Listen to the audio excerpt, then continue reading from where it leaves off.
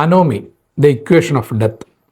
ഇത് ശരിക്കും ഡിജിറ്റൽ എറായുടെയൊക്കെ ഒരു ഡാർക്ക് സൈഡിനെ മെയിനായിട്ട് ഫോക്കസ് ചെയ്യുന്നു എന്ന് വേണമെങ്കിൽ പറയാൻ പറ്റും. ഡയറക്ടർ റിയാസ് മറാത്ത് ശരിക്കും ഇതിനെ ഒരു റിവഞ്ച് മോട്ടീവിൽ നിന്നൊക്കെ മാറ്റിയിട്ട് ഈ ഡ്രഗ് അൽഗോരിതവും അതുപോലെ തന്നെ ബിഹേവിയർ മാനിപ്പുലേഷൻ പോലുള്ള മോഡേൺ കൺസെപ്റ്റിലേക്ക് സിനിമയെ ഇങ്ങനെ കൊണ്ടുപോവുകയാണ്. ഈ കൊറിയൻ ക്രൈം സീരീസുകളെയൊക്കെ ഓർമ്മിക്കുന്ന ഈ ബ്ലൂ ഡാർക്ക് വൈറ്റ് കളേഴ്സൊക്കെ ഓരോ ഫ്രെയിമിനും ഇമോഷണൽ ഒരു ഡിസ്റ്റൻസ് നിലനിർത്താൻ ഇവർ ഉപയോഗിച്ചിട്ടുണ്ട്. അതിലൂടെ ഈ കഥാപാത്രങ്ങളുടെ ഉള്ളിലെ ശൂന്യതയും സമൂഹത്തിൻ്റെ ഒരു മോറൽ ഡീക്കേയൊക്കെ വളരെ സബ്റ്റൈലായിട്ടാണ് ഇവർ കാണിച്ചിരിക്കുന്നത്.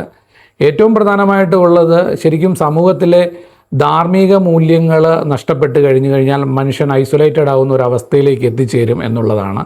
അത് ഈ പേരിനെ അതികഠിനമെന്ന് ഉള്ള രീതിയിൽ തന്നെ സിനിമ ഓർമ്മപ്പെടുത്തുന്നുണ്ട്.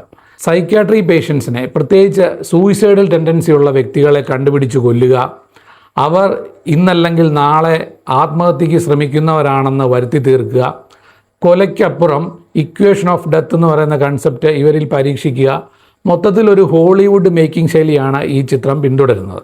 ഭാവനയുടെ കഥാപാത്രം ഒരു ഫോറൻസിക് സർജനാണ്. ശരിക്കും വളരെ കൺട്രോൾഡ് ആയിട്ടുള്ള സൈലൻസ് നമുക്ക് കണ്ണുകളിൽ നന്നായിട്ട് ഫീൽ ചെയ്യുന്നുണ്ട്.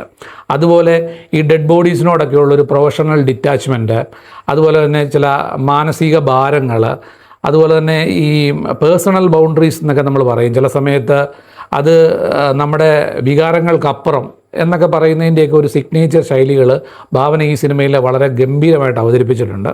പിന്നെ റഹ്മാൻ്റെ പോലീസ് ഓഫീസറിൻ്റെ ഒരു ക്യാരക്ടറാണ്. ശരിക്കും അത് ഡെലിബറേറ്റ്ലി വളരെ സ്ലോ ആണെന്നാണ് നമുക്ക് തോന്നുന്നത്. അത് അവരുടെ ഒരു ക്യാരക്ടർ സൈക്കോളജിയുടെ ഭാഗമാണ്.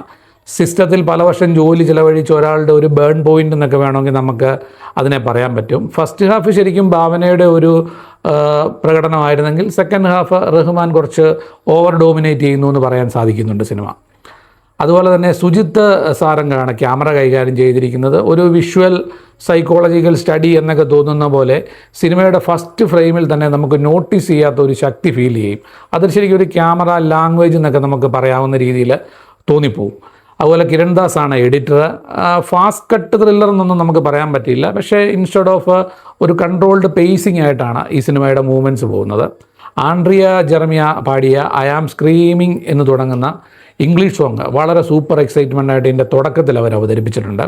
അതുപോലെ തന്നെ കാർത്തിക് പാടിയിരിക്കുന്ന തീരാ ദൂരം എന്ന് തുടങ്ങുന്ന സോങ് ലവ്, ഹീലിംഗ്, ഹോപ്പ് ഒക്കെ ഫീൽ ചെയ്യുന്ന, പ്രത്യേകിച്ച് സഹോദരി ബന്ധത്തിൻ്റെ എല്ലാവിധ ഫീലിങ്സുകളും ആ ഗാനത്തിൽ വന്നിട്ടുണ്ട്. അനോമിയുടെ കൺസെപ്റ്റ് വളരെ ഡിഫറെൻ്റ് ആണ്. കുറച്ചുകൂടി ട്രിം ചെയ്യായിരുന്നെങ്കിൽ എന്നൊരു അഭിപ്രായമുണ്ട്. ഓവറോൾ ഹെവി പ്രൊഡക്ഷൻ ക്വാളിറ്റിയാണ്. അതുപോലെ തന്നെ നൈസ് തിയേറ്റർ വാച്ച്.